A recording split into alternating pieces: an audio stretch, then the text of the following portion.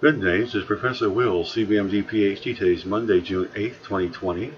It is 6:16:32 a.m. Eastern Standard Time, and this is a continuation of my Corona series, so let's get started here. Today I'd like to make a very special announcement.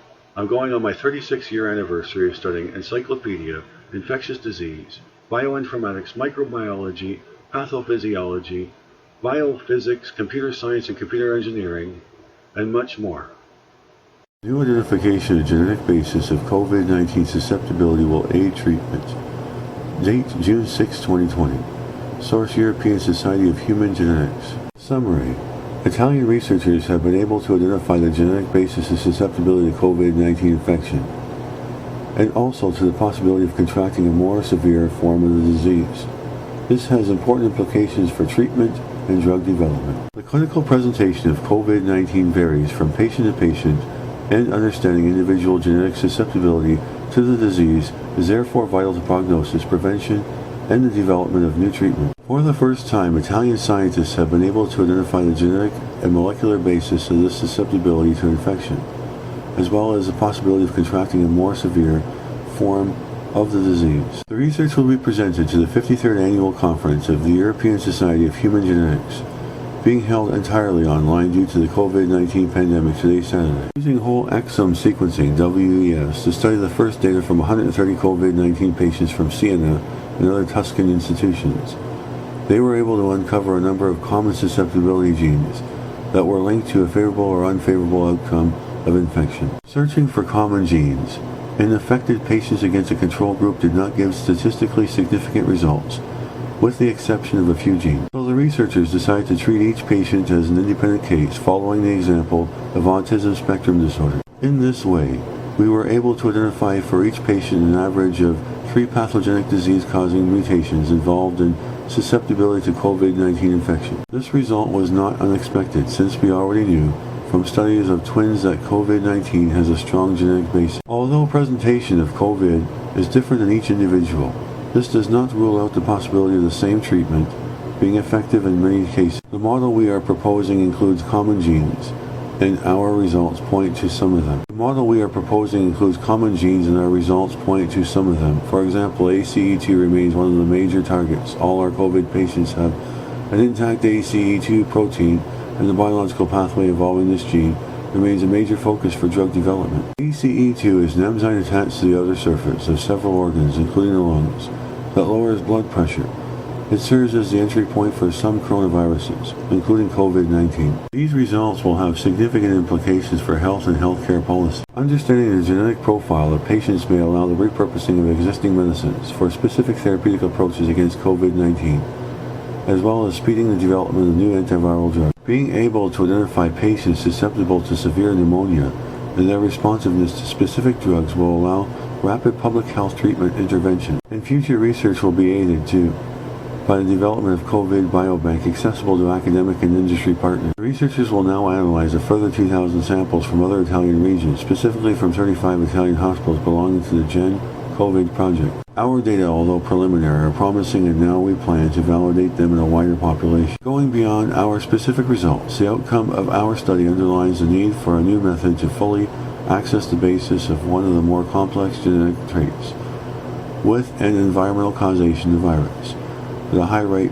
heritability. We need to develop new mathematical models using artificial intelligence in order to be able to understand the complexity of this trait, which is derived from a combination of common and rare genetic factors. We have developed this approach in collaboration with the Science Artificial Intelligence Lab, and now intend to compare it with classical genome-wide association studies in the context of the COVID-19 Host Genetics Initiative, which brings together the human genetics community to generate, share, and analysis data to learn the genetic determinants of COVID-19 susceptibility, severity, and outcomes. As a research community, we need to do everything we can to help public health interventions move forward at this time. Our Italian colleagues present the first insight into the role of genetic susceptibility influencing the severity of the response to a COVID-19 infection. It needs to be expanded to encompass much larger populations, but it is impressive to see the speed at which research on this virus has proceeded in just a few months' time. The study identifies potential approach to treat patients with severe COVID-19. Date June 5, 2020.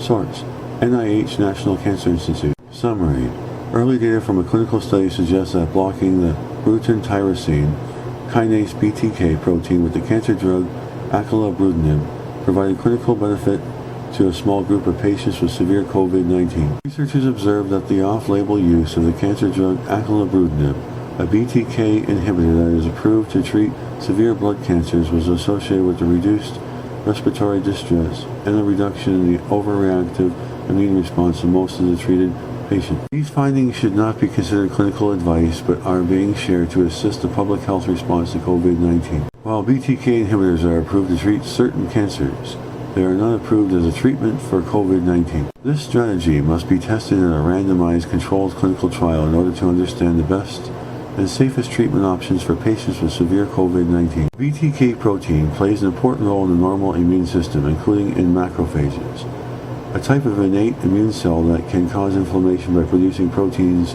known as cytokines. Cytokines act as chemical messengers that help to stimulate and direct the immune response. In some patients with severe COVID-19, a large amount of cytokines are released in the body all at once, causing the immune system to damage the function of organs such as the lungs, in addition to attacking the infection. This dangerous hyperinflammatory state is known as the cytokine storm. At present, there are no proven treatment strategies for this phase of the illness. The study was developed to test whether blocking the BTK protein with acalabrutinib would reduce inflammation and improve the clinical outcome for hospitalized patients with severe COVID-19. This prospective off-label clinical study included 19 patients with a confirmed COVID-19 diagnosis that required hospitalization, as well as with low blood oxygen levels and evidence of inflammation. Of these patients, 11 had been receiving supplemental oxygen for a median of 2 days, and 8 others had been on ventilators for a median of 1.5 range of 1-22 days. Within 1 to 3 days after they began receiving acalabrutinib, the majority of patients in the supplemental oxygen group experienced a substantial drop in inflammation, and their breathing improved. 8 of these 11 patients were able to come off supplemental oxygen and were discharged from the hospital. Although the benefit of acalabrutinib was less dramatic in patients on ventilators, 4 of the 8 patients were able to come off the ventilator, 2 of whom were eventually discharged. The authors note that the ventilator patient was extremely clinically diverse and included patients who had been on a ventilator for prolonged periods of time and had major organ dysfunction. 2 of the patients in this group died. Blood samples from patients in the study showed that levels of interleukin-6, IL-6, a major cytokine associated with hyperinflammation, severe COVID-19, decreased after treatment with acalabrutinib. Counts of lymphocytes, a type of white blood cell, also rapidly improved in most patients. A low lymphocyte count has been associated with worse outcome for patients with severe COVID-19. The researchers also tested blood cells from patients with severe COVID-19 who were not in the study. In comparison with samples from healthy volunteers, they found that these patients with severe COVID-19 had higher activity of the BTK protein and greater production of IL-6. These findings suggest that acalabrutinib may have been effective because its target, BTK, is hyperactive in severe COVID-19 immune cells. New report examines challenges and implications of false negative COVID-19 tests. Date June 5, 2020.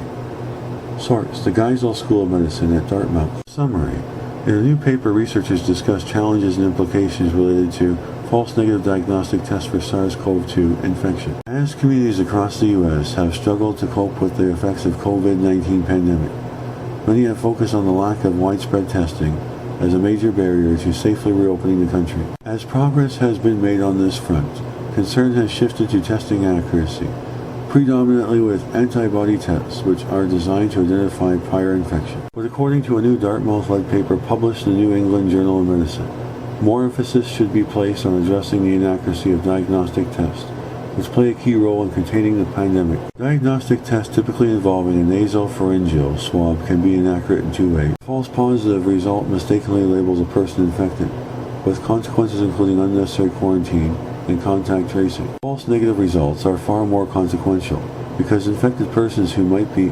asymptomatic may not be isolated and can infect others. Researchers and colleagues discuss factors contributing to the current limitations of diagnostic testing, including variability in test sensitivity and the lack of standard process for validating test accuracy, and also cite several large studies whose frequent false negative results are cause for concern. These researchers draw several conclusions from their work. Diagnostic testing will help to safely open the country, but only if the tests are highly sensitive and validated. against a clinically meaningful reference standard.